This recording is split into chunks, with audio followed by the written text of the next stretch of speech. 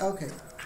In continuation from the last 2 weeks, where we explained the beginning of the story of the akeida, we will continue that where was Abraham told to go to Eretz Moriah.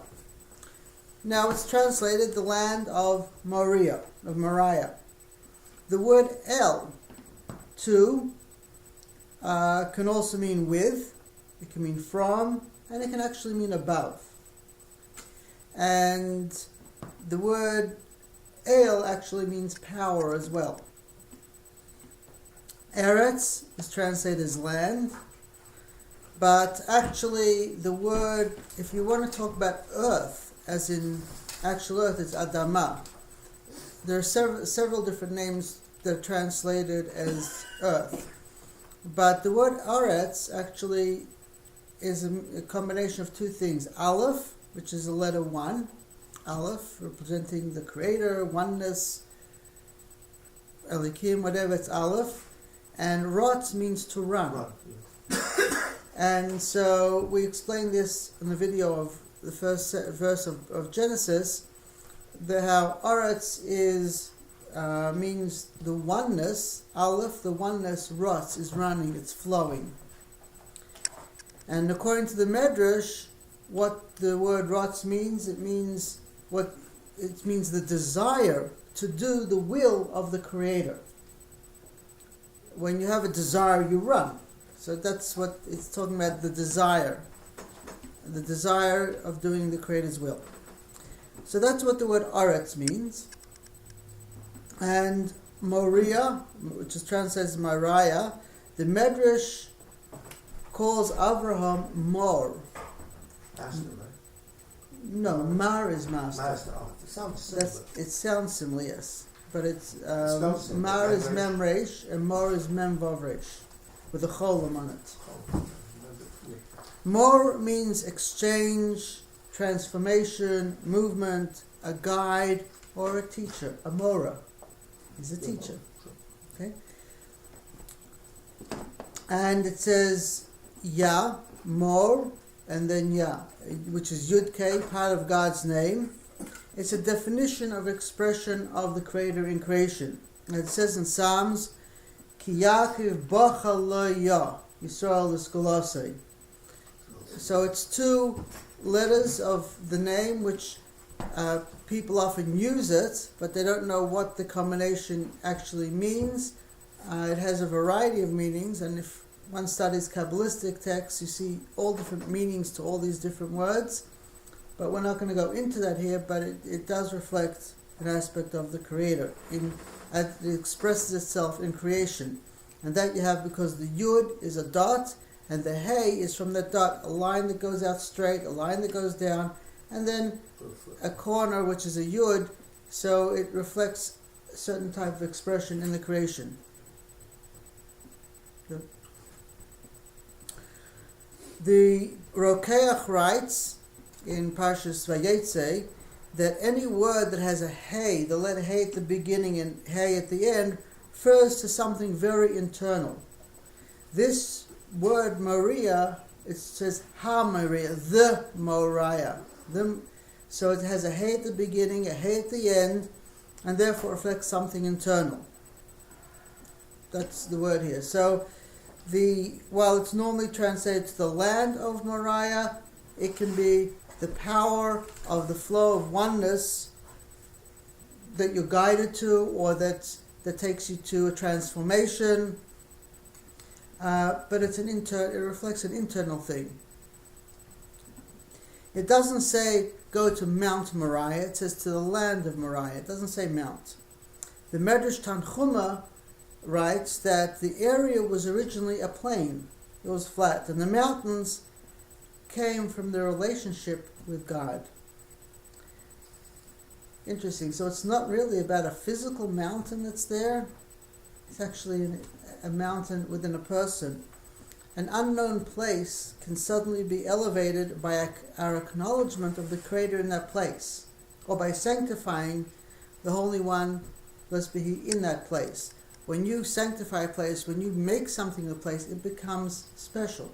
The idea of a mountain is not just a mountain in a physical mountain, but something that you make bigger within your vision or in your feelings is also called a mountain. And that's why some people can't be moved, because they make mountains out of molehills. Anyway, so here it's an internal element, the land of Moriah. The word mor also refers to myrrh, which is one of the ingredients or fragrance. What? Frankincense. Myrrh. Myrrh is myrrh. M-Y-R-R-H. Yeah, it's called frankincense, that called? No, that's a different one. Different one, oh. So, Yeah. there were 11 different things in the Keteris. Anyway, it was a fragrance used in the service of God in the temple, and the translation, therefore, which the Onkelos calls this, is a land of worship, or as the Onkelos says, a land of prayer. The element of smell in the word mor goes straight to the brain and opens a portal for the person and their connection to another space. One of the beautiful things of aromatherapy is that when you smell something, it goes straight to the brain. So we've spoken about frequencies and some other things before. Here is a space where this concept of myrrh definitely discusses aromatherapy and healing with smell. So this whole thing actually is still reflecting a spiritual journey. It's not about a physical land, but it's actually a spiritual journey that's going on here. In Genesis chapter 12, Abraham is told, "Go to the land that I will show you." And the Lubavitcher Rebbe, in one of his letters, explains it to mean that a person is shown and revealed the inner powers that he or she has in order that the person be able to make practical use of them in daily life. We are all given gifts, which we must decide to use for a purpose. We shouldn't let anyone deter us from that purpose. However, we should take care to act with consideration of those who require our help. We should limit our actions that cater to those who are not in the least interested in the greater good of mankind, and use the gifts we have wisely and properly. Just because you have the ability to do something doesn't mean you have to do it. You have to know how and when to use it.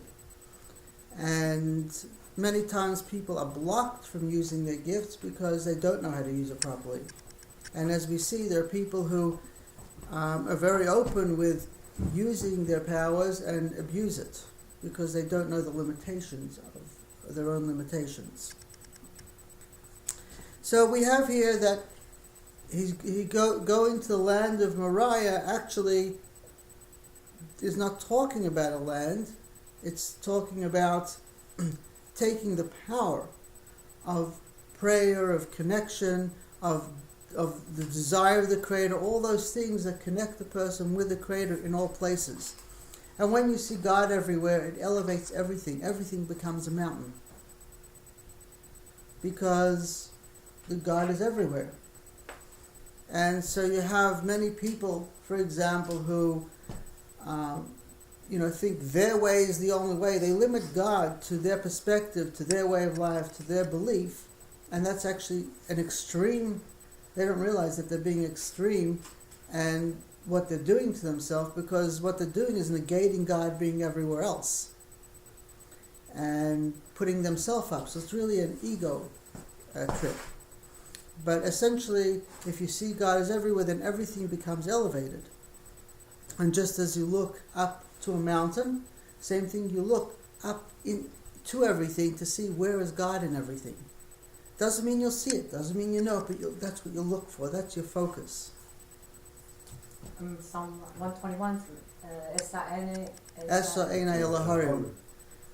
Yes, I will lift my eyes to the mountains, Harim, to the mountains. It's not one mountain, because it's the mountains. Me ayin yavezer, from ayin, from that nothingness, from knowing it's beyond you, that's where the salvation and help comes from. When you think you see something, you know something, you don't get the help. When you know you don't have then you know it's beyond you, then it opens you up.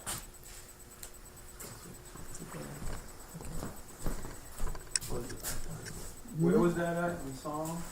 Asa 9, 121. First verse. Okay, and then he says, go to the land of Moriah, v'halehu sham la'ila, and elevate him there as an offering.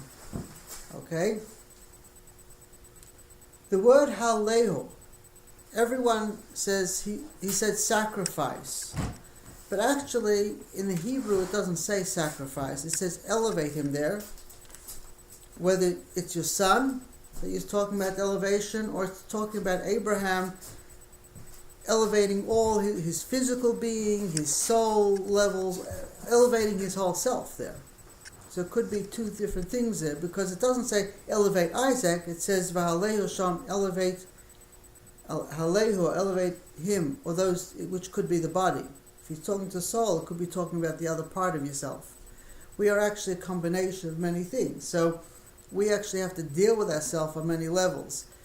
Many people think that when you're talking, you say I, but the truth is, it's probably more correct when you talk to say we, because each person is made up of so many different thoughts, emotions, feelings, ideas, bits and pieces, that our whole being is a combination of many things. And it's honest to say we think or we do something rather than I. But if you go around saying we, people will say, who's the other person? But actually it is we. Okay. So is it correct to say that everyone is really walking around with multiple identity disorder? Absolutely. Well, it is a disorder and there are multiple identities. We have to balance them all. Absolutely. It's not a negative thing. Disorder is not a negative thing. It pays people, gives jobs to people, put order and balance back. Anyway, and that's why you get married, so you have someone to balance you. Put yourself in order, hopefully, if you're open to listening. Anyway, so he's not told to sacrifice his son, he's told to elevate him, halehu. It doesn't say v'halehu li. If you want maybe to translate sacrifice, you say elevate him to me. When you say elevate him to me, that could infer sacrifice. It doesn't say elevate to me, it just says elevate him. Big difference. So he's only told to elevate him. The word ola means elevation and is understood to mean a spiritual journey. Elevation is a spiritual journey. It's an internal journey, actually. Most commentaries go on to explain this as a physical journey with being spiritual because the lessons are spiritual. But it's actually a small group of sages who actually write notes showing that this was truly a spiritual journey. It wasn't about the physical. There is a big difference, though, in how you translate this and understand it. Because most people understand this as a physical direction with spiritual connotations, what happens is they look at it is that Abraham did not understand what God was saying. It says elevate him, but Abraham understood elevating as a sacrifice.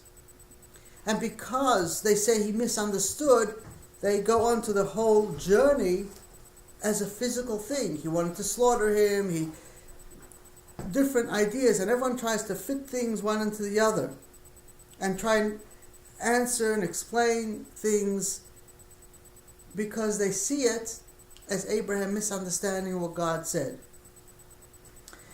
Those that see it as a purely spiritual journey, there was never a misunderstanding in the first place. There was never intention for slaughter, there was never intention for killing. The whole story, as we go through the words, you'll see has a whole different translation and meaning.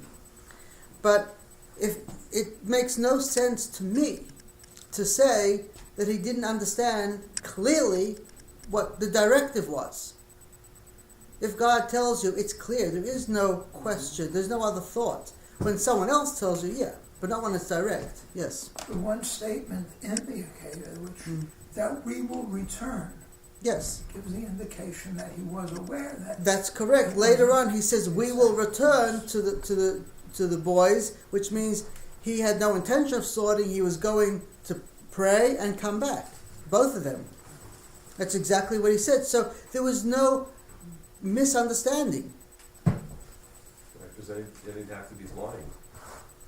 That's right. He would have to be lying. That's correct.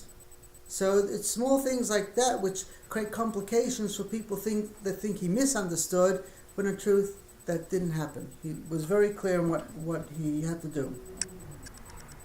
So this is generally in life, everything is often a matter of perception. And a lot of the reasons we have excuses and make up reasons and do things is because we have misconceptions of things. But if we see things clearly, you don't have it.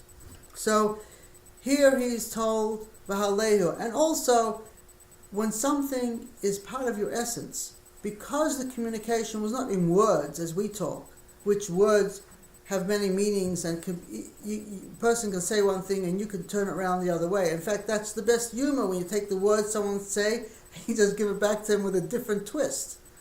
But here it wasn't words, it was an inner sense and feeling. So this idea of elevating, it wasn't God saying, go elevate him. It was, he felt that, I have to go on this journey and elevate, whether either it's Isaac or elevate my being to be ready to give over the mantle of leadership to Isaac, which is what the story is actually about.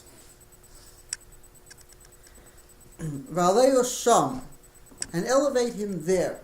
The word there is a very strange word, because it says take him to a land, elevate him there on one of the mountains. Very vague, very strange. If you want to say elevate him on one of the mountains, just say elevate him on one of the mountains. Why does it say there? Elevate him there. Where is there? Now, from a physical place, there is where you're not. You're here, and there is everywhere else. Why does it have to be specific? Isn't it enough to say elevate him there? It could say elevate him there, not say one of the mountains, right? Is it referring to Moriah? So you don't have to repeat the... That's right. Just take him to a mountain, elevate him, or take him to land of Moriah. This there is very strange. It doesn't... Is it referring to Moriah? In the beginning it says go to Har. Well, you can say it refers to Har Moriah, but it doesn't say the Mount of Moriah. It says the land of Moriah. Now, the land of Moriah was a flat plain at that point in time. So you got the right. What do you mean elevate him on a flat plain? What does that mean? Well, you say you wanted to what do you call it? It goes to the next part, elevate him on one of the mountains. But if the land of Moriah is a flat plain and not mountains, where do the mountains come in? It either should say elevate him on Mount Moriah, which it doesn't say. It says the land of Moriah, which was flat plains at those points, so where are the mountains? It's just very strange. The whole sequence of order of words, a lot of extra words here, which make one say there's something else going on here. But if we're translating the whole thing as a spiritual journey, then it's a different story. Then the words fit in. As we explained, to the land of Moriah is not talking about a land, but it's talking about to the desire and openness with the connection with the Creator, the highest type of openness and connection you can achieve with the Creator. Then the words make sense when you go to that. So what is Sham? It seems superfluous. When we look at sacrifice, we're looking at a physical plane. But when we go on a journey, it's spiritual and it's internal. When you go into yourself, it's also there. You have to go there to do the elevation. There means into yourself, not outside. So normally there means elsewhere. In this case, there means within, into a spiritual and soul space. And in that spiritual space, al-achad Hahorim, on one of the mountains. That's You said it was in flames. It could be either one but not the other. okay. I'm giving you the translation as it's commonly translated, one of the Commonly, yeah, mountains, yeah. You're gonna and give then us- I'm giving you other translations. It can be confusing if you don't keep that straight. Okay? So you're doing the simplistic. I'm doing a simplistic because that is a translation, and Yeah. that's what everyone's used to. And then I'm taking that and transferring it. So I'm going back and forth as I do Oh, I it. see.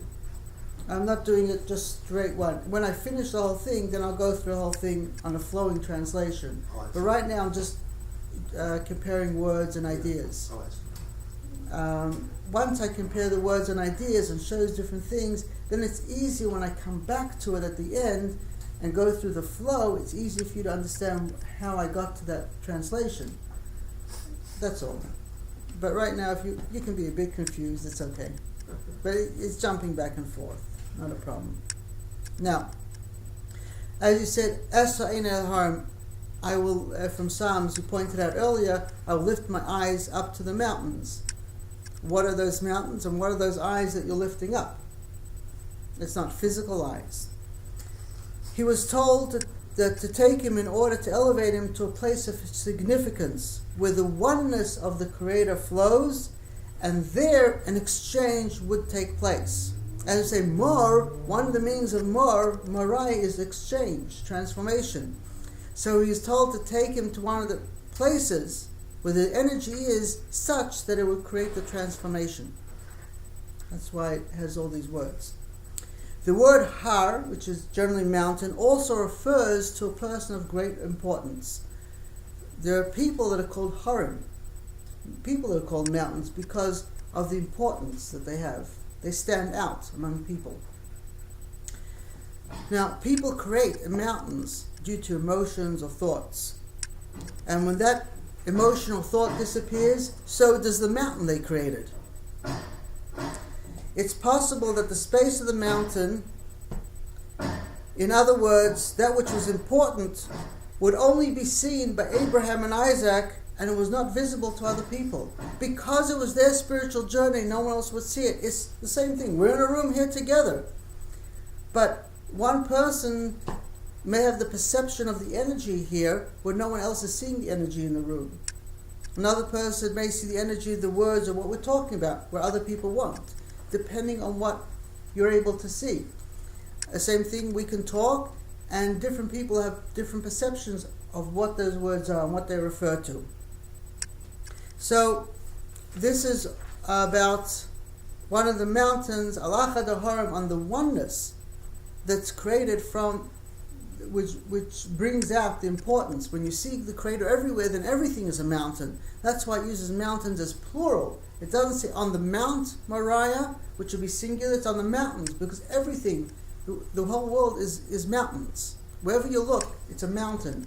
Mountain here, mountain there, because you see the Creator everywhere. You can say it's one mountain, or you can say mountains. It uses the word mountains here. These mountains only existed in their minds?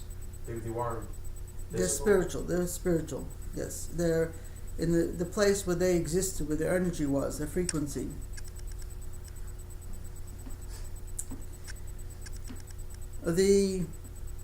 Another aspect of the word where he says V'haleo Sham, elevate him there.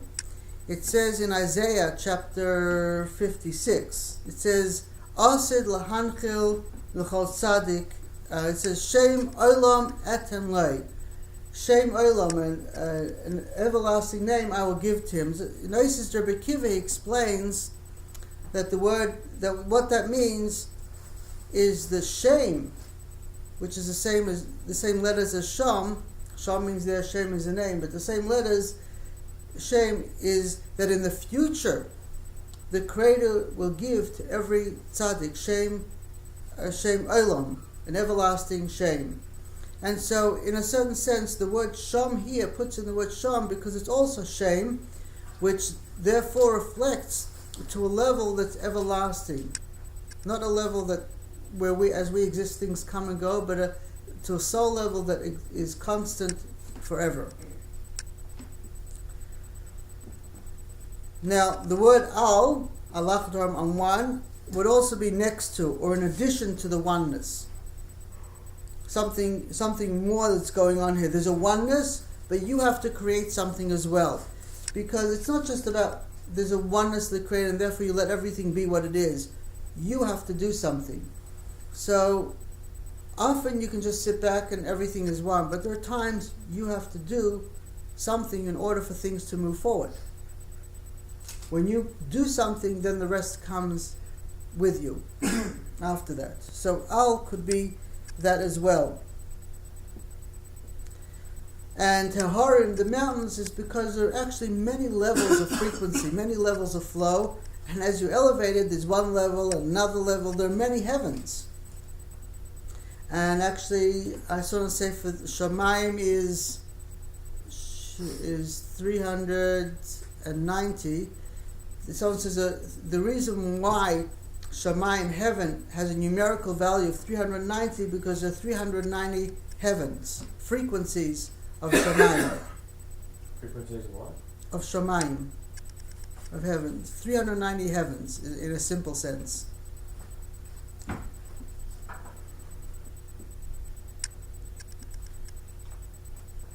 And we also find, it says, Yerushalayim Harim Savla. But it says there are Harim around Yerushalayim, but it doesn't say the word Har.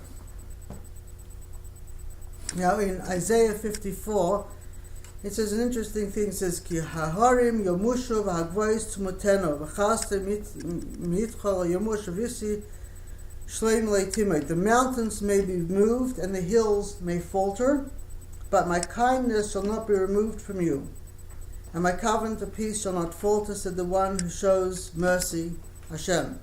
The attribute of Abraham was attribute of mercy. And there's a difference between mountains and gvais and hills. But in the sentence in Isaiah, it equates the mountains with the idea of mercy. And that is the idea of Abraham. The essence of Abraham was one of kindness and mercy. And therefore, it talks about Abraham bringing together to the highest level of his essence, of the oneness, of his connection with the Creator. The level of his kindness and mercy, because what he had to do was then bond it together with Isaac's opposite nature, idea of severity and rigidity and strength, and law and order. So he had to come to his very essence. When he came to that oneness of all the levels, then he was able to then connect with Isaac, and they could go together. So this is that the verse in Isaiah 54 tells us about this idea of Haharim. That's why it mentions Haharim here. So here's also an idea of, in Torah, many times you read something, you answer it, but it says Divrei Torah nim b'makom echad ashir b'makom acher. That the words of Torah, if you read them, are very poor. In order to understand it, you have to read everything, because other places explain what it says. It adds a word here, it has here, and you have to put them all together from different places to really start understanding what you're reading in one place.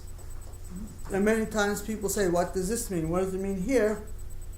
You have to study and you have to read. Just reading a translation that you have in English, or even just reading the Hebrew without studying it, you're not really going to know what it says. Even though you think you know, you don't. It's very superficial. The word Har also is an acronym for Heichal Rotzain.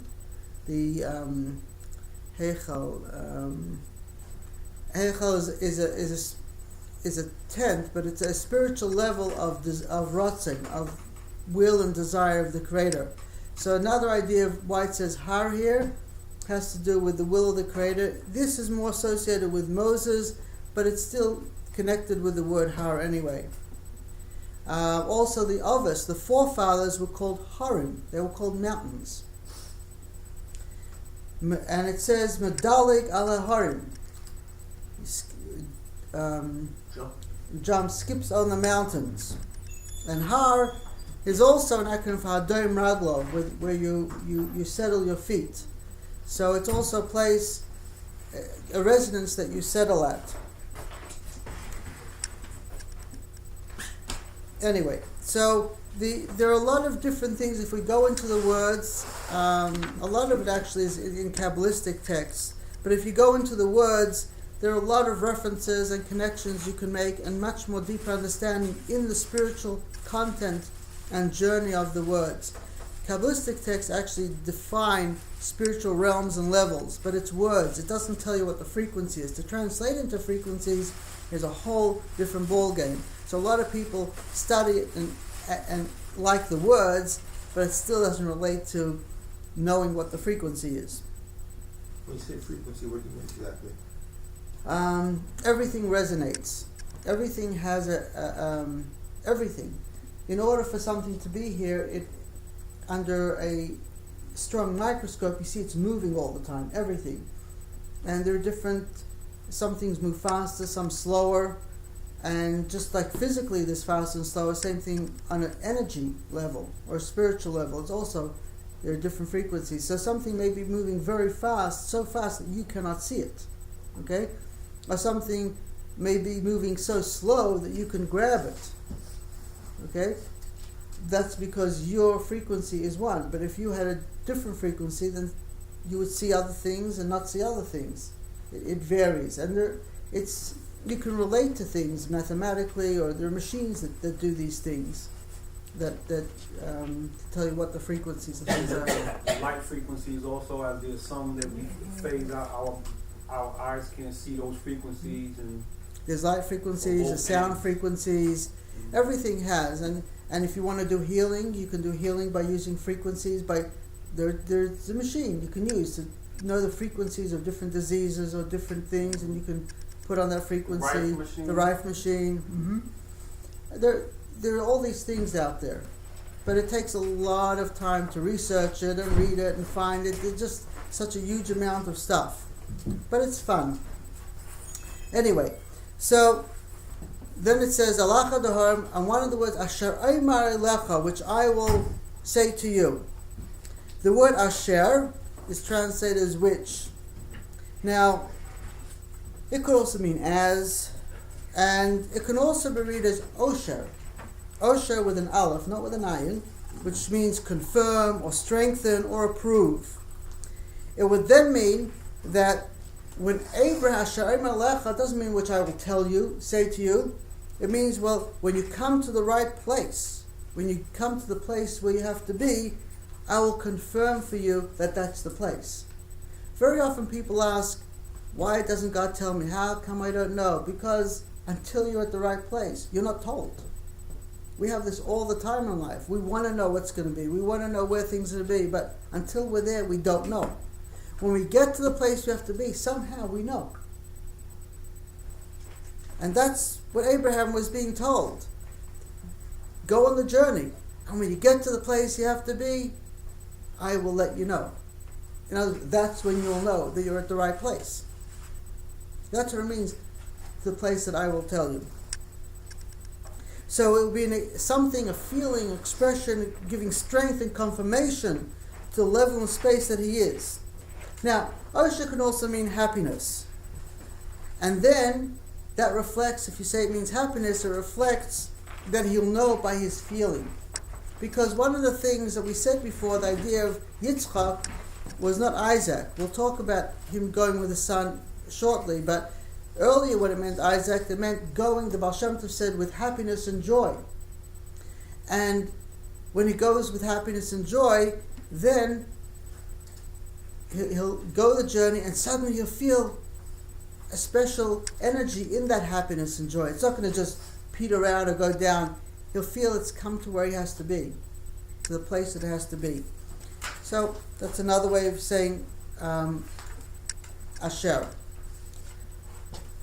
Omar means to say, but as we mentioned, it could be words of thought, it's a telepathic communication, but in this case, it's a feeling within him. It's talking about the feeling that he'll feel, because Abraham was accustomed to listening to his inner voice, to his inner feeling. A lot of people have confusion in their own feelings. That confusion is for a different reason, but he was clear in his thinking and clear in his feeling. It takes time often to clear the confusion of emotional issues and thought issues and things you've been ingrained in. It takes a lot of understanding of oneself as well to go on that journey, not to be blocked by the things you've been taught and ingrained in, and have your own thoughts and feelings. But if you have your own thoughts and feelings, then the message comes easily to it's clear to your mind or your heart. And since he was following the direction of the Creator with a pure heart, there was no need for him to ask anything. He was told, go, you're going to feel it. It made total sense to him. He had no question. So all this made total sense, and there was nothing physical about it at all. It was his spiritual journey, an inner journey. So why do they call it a Nisayon? Why is it? Who calls it? They say it's one of the 10 Nisayonis that Abraham Avinu. Who calls it a test? It's written in a lot of things. It's Take it actually over. even written in the Art Scroll book that accompanies the It book sounds like for this is a Tajla. piece of cake with They you. recognize It is a piece this of cake. as a So why is it test. Nisayon? I didn't call it a test. No, the Art Scroll. In fact, the Art Scroll Tashlich book represents the akeida as Abraham's greatest test, the ultimate test he faced, the ultimate trial he faced. It's part of Nisayon. You are You pick the opposite and spring down. okay. They regard it Did I as- call this a test? No, No. So why are you asking me from other people who call it a test? They are a Tana and you're just No. I explained this 2 weeks ago that the word test has other meanings. Oh, I see. So I'm using the other meanings. It doesn't make any sense to me to say this is a test. You have 10 tests. You don't call them a test. The last one you call a test. Why would you call? You only the 10th time he knows he has a test. The other ones he didn't know he had a test. No, it's not. It doesn't make sense for me to call it a test. So that's why. So what do you call it? What's the translation? Go to YouTube for 2 weeks ago and you'll hear. We spent 20 minutes on explaining. Nissa means elevated. When you raise a flagpole, you raise something. Oh, I see. What was raised here, Elikim, the limitations that blocked him from connecting were raised, were taken away, and therefore he was able to go on his journey. Doesn't that sound better? Yeah. Okay. But what about the other one? Kivshin Sho'esh is Nisayon. How do you translate that? Aish? Kivshin Sho'esh. To go to form himself into this. How do you Aish. translate Nisayon Okay. there? It doesn't say Nisai in the Chumash there. But they refer it as in Nisayon. People say it is, but the Torah doesn't say it. Doesn't have the story altogether. It's Okay, the so message. if it doesn't have the story, why are you asking me from something the Torah doesn't say? I'm just explaining different things. You can't, you want to understand it as a test. You can understand it as a test. That's not a problem. It doesn't make sense to me, but what I'm doing doesn't make sense to you. That's okay. No, I'm not saying that. It's just if it's You been can't referred ask- to as like one of the 10 Nisyonis. If One there- of the 10 Nisyonis. So therefore, you're saying you're translating Nisyon for of the akeida Okay. to be Why do- an elevation. why don't so we- then how it's not why consistent don't we- with the other Nisyonis. No, what you're saying is not consistent. We're going by the words of what the Torah says, okay? The Torah does not say it was one of the 10 tests. The Torah doesn't talk about 10 tests. It doesn't say it. So when you're telling me someone said something, it's not a question. I'm talking about what Chumash says. Chumash does not say it. The Torah doesn't say it. So you can't ask me from this guy says, that guy says. That's what drives people crazy. It drives you crazy because you're confusing yourself with everything else. He said, she said, that's not clarity. That will only confuse you. If you just go straight, you'll actually get clarity because you'll see there are many meanings and you can expand your own thinking, and then it won't be confusing. I'm not confused by these people, and I'll tell you why I'm not confused. Because when I study Chumash and I see many interpretations, I sit back and I say, why does this guy explain it this way? Why does he have this question? Why do they think like that? And you know what? I realize that the reason they see it that way is because of the issues in their personal life. The way they interpret the Chumash is a reflection of their own issues and perspectives of life. And that's why you have so many different commentaries, because they're actually talking about themselves. Okay? So how do you pick and choose? You have to figure yourself out first. After you figure yourself out, then you can ask me the question, if you still have it. Okay? I can't figure myself out. You have to choose. I don't know. You have to choose not other people's opinions. You have to choose That's for your what woman. what helps you in your connection with Hashem, with the Creator. That's what you have to choose. Yeah. I think a lot of it is the orientation. It goes to the orientation of the people who write these various explanations. How they were raised, were they raised in an atmosphere where everything was fear mongering and using the Torah to scare people into behaving rather than focusing on love and the spiritual aspects. It really depends on how these people grew up and what their upbringing was, what their focus and the way they run their lives. It's just a different point of view in how people administrate what they call religion and how they interpret things. And that really goes to the understanding because at some point the Jews ran with an explanation that wasn't really exactly Jewish either. They interpreted something according to the English Bible, which really didn't speak to the meanings of the Hebrew words according to the roots of the words. So that's part of the issue. That is correct. And there's more on Asher. Some of these words are going to come up later on, like Asher and other things, and we'll give you more explanations actually in these words as well. So be prepared for that. There was actually, it was the Mizritcher Magid. You've heard of him? Student of Shem Tov. So he had many students, but there were a lot of people that came to him. He didn't accept everyone. Some people told, you're not ready to be a student. Some said, you don't need to be a student. He pushed a lot of people away, but he had some students. He had a group. And there were a lot of people who wanted to be but couldn't be a student, so they stayed around. They still tried to be there and do different, whatever had to be done around so they could at least be there and learn in that environment. And so Reb Shneir Zalman of Liadi, the Alter Rebbe, he was Shneir Zalman at the Baal Tanya, but then he was a student of the Mizritcher Magid, and he relates that what these people, one of the things they did, these people who stayed around, is in those days, how do you have a warm house or a warm room? You have to chop wood and you have to put the wood in the oven, you have to heat the oven, stoke the fire. So he was, one night he was going to sleep, laying down, and three of these guys came in to stoke the oven. And while they're doing it, he heard they're having a discussion, and the discussion actually was about this akeida, about this journey of Yitzchak and Abraham. And one is saying to the other, what's the big thing? Abraham is told by God to sacrifice his son. What's the test? If God tells you to do something, there's no test. You obviously do it. There's no test. And the other one said, well, he gave an excuse for it. He says that we say it's no test, but Abraham was the first one who did it. So for us, it's no big thing. We know that you do it. He didn't know that he paved the way to do it. Yeah, yes. Rabbi, also, God had told him earlier, Abraham, that his son was going to be the origin of Correct. a great nation. And there's a contradiction in this between the two sets of instructions. Absolutely. If you say that God told him you'll have children from Isaac, it's a contradiction.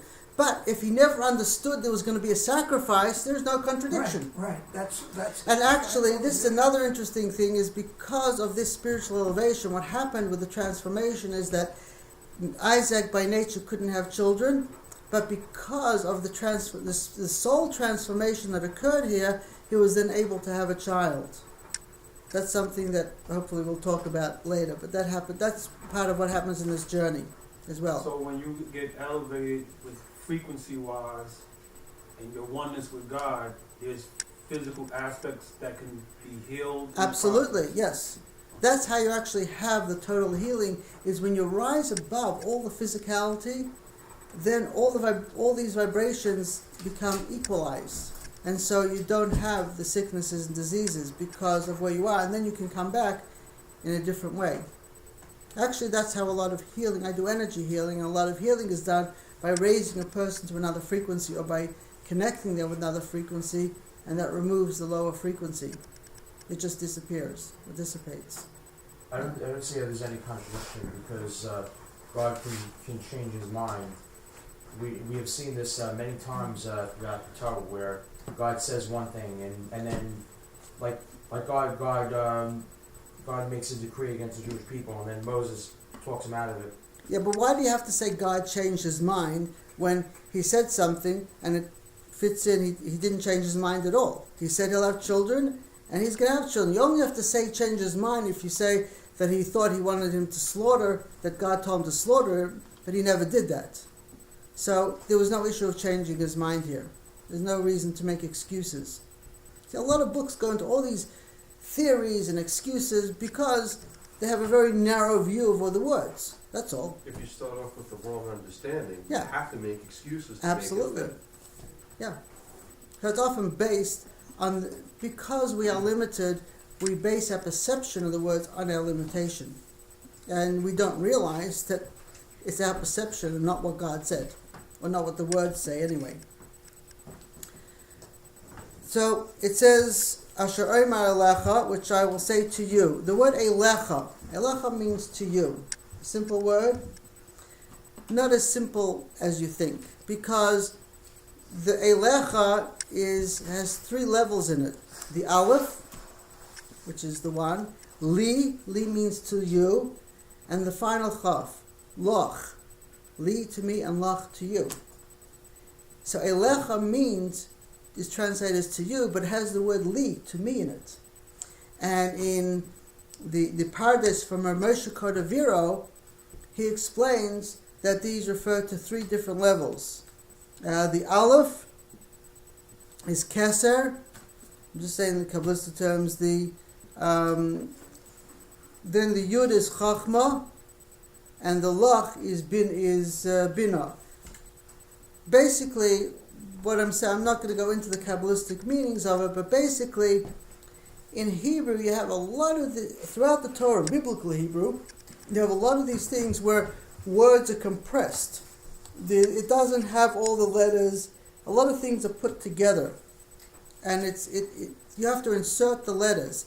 And actually, when you study, this is one of the beautiful things about the tradition.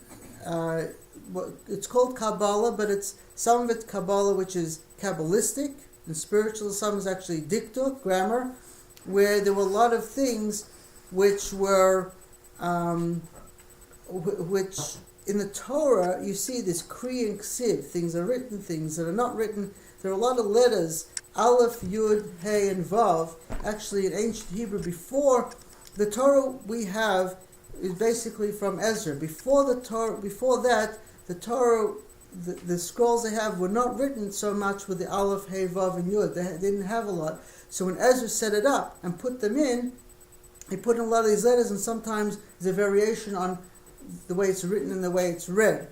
But the Torah has a lot of these words where there are letters put together and letters dropped. And Elecha this is one of them which people are not aware of. So Elecha means to you, and the Li means to me, and Loch means to you. It refers to the Li refers to Bina, a spiritual level of comprehension that's not comprehended, not understood. And the Lecha means the spiritual level that is understood to you. So when it says Asher Omer Elecha, it puts in the word Elecha.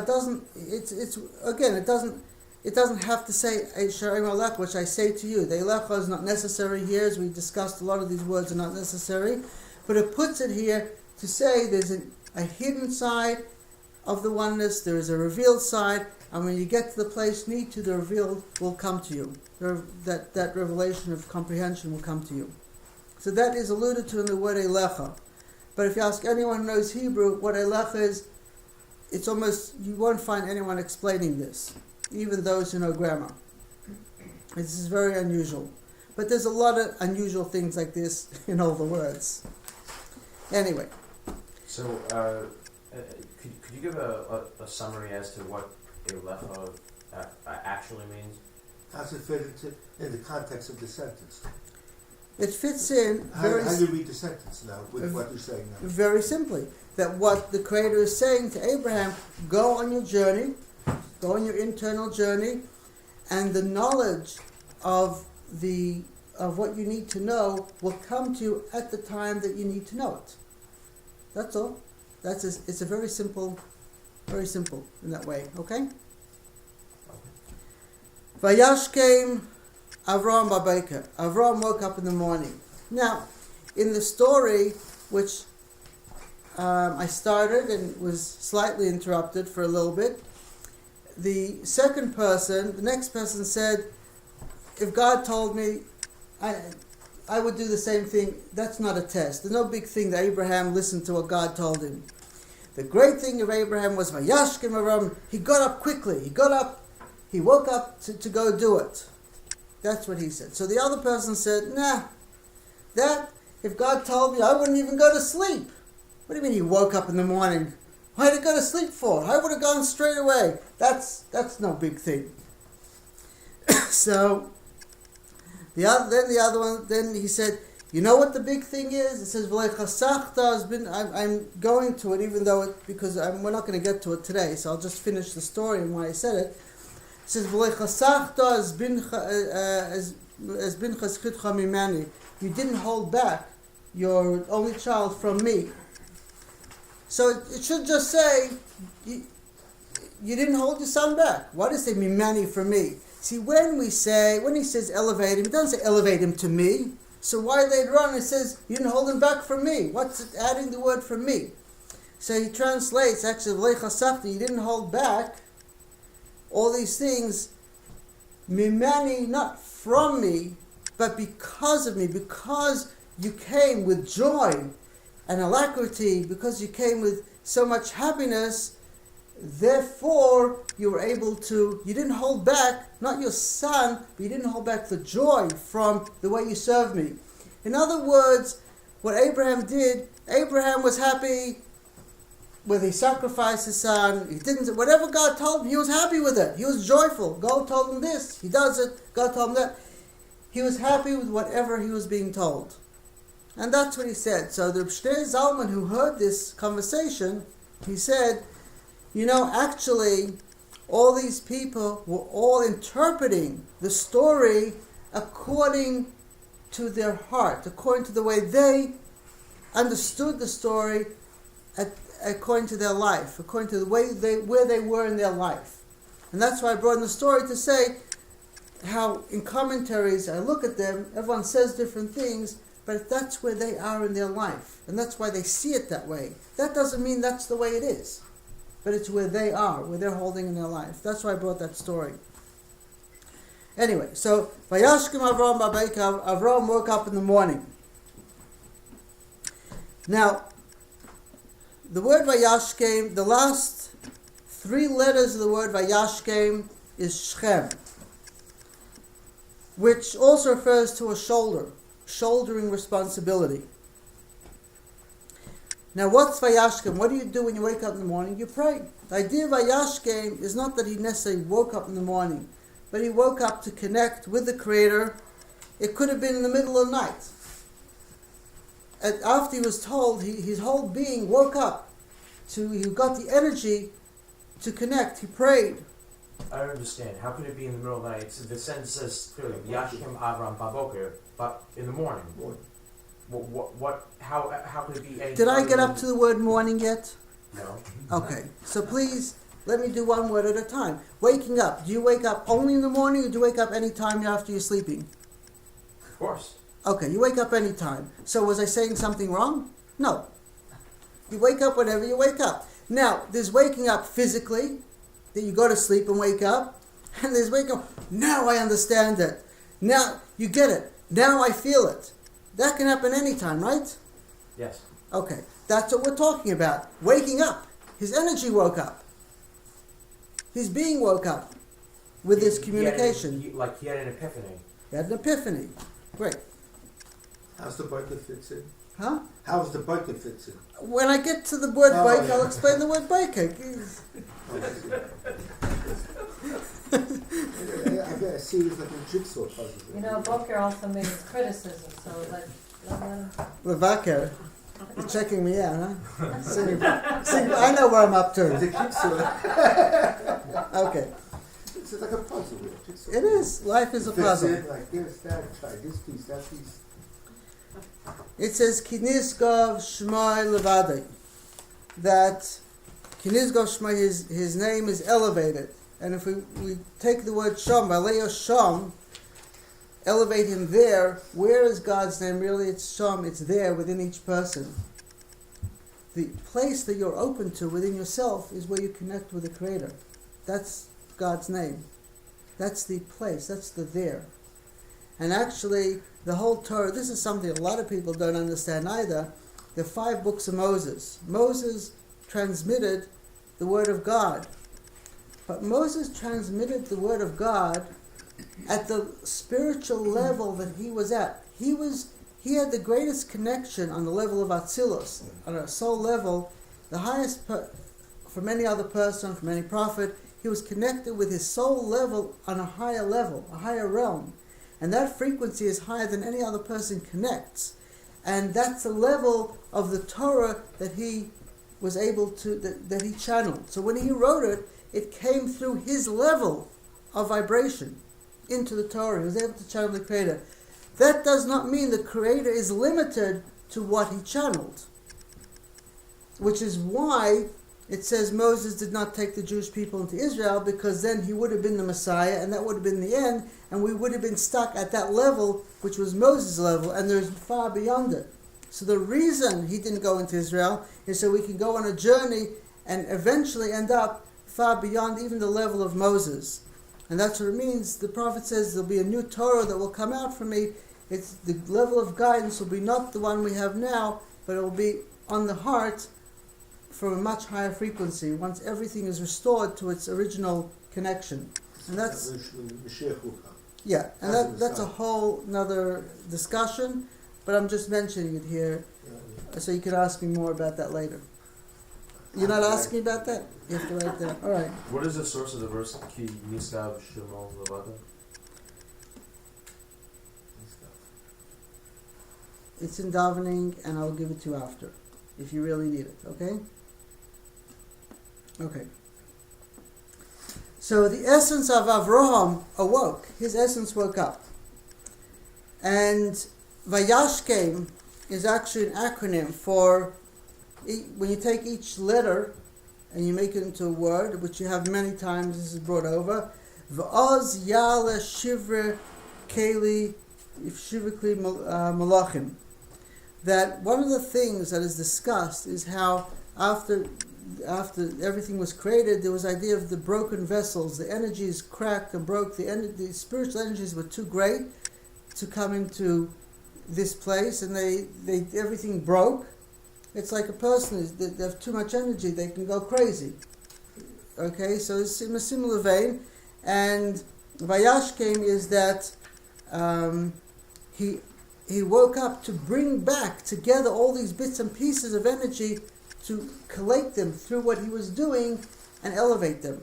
By what he was doing, it was bringing back a lot of these sparks that were out there.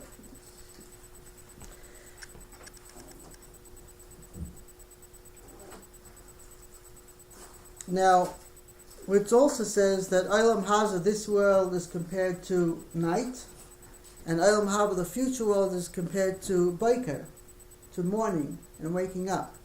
So in other words, the idea of going to awakening to a spiritual level is the idea of awakening in the morning.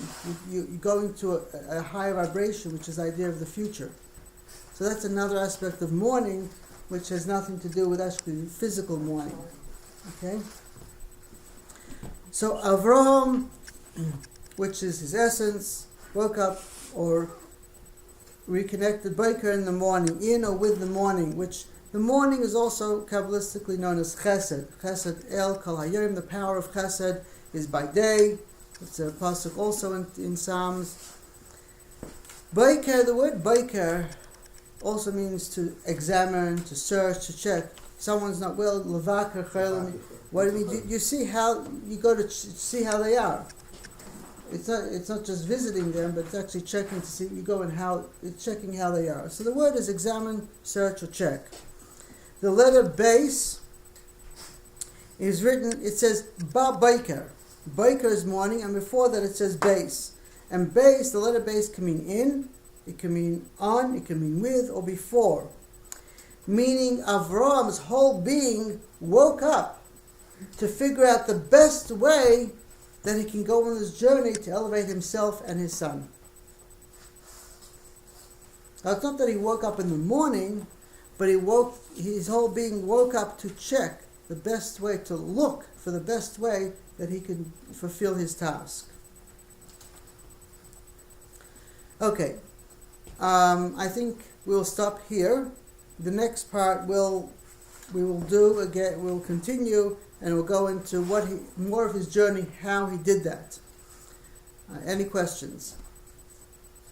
I should ask any questions before you ask them. Then you won't have anything. Okay. Thank you very much, and we will continue in the next class. 2 weeks. Yes, you have a question? Say the next class, wasn't it 2 classes or just one? It was 3 classes, but there's a sheet there. I'm going to do 3 more classes. I didn't realize it'll take twice as long as I thought. So, Yeah, okay. there's a sheet. The same day next week? No, you have Oh, there. January. Yeah, in January.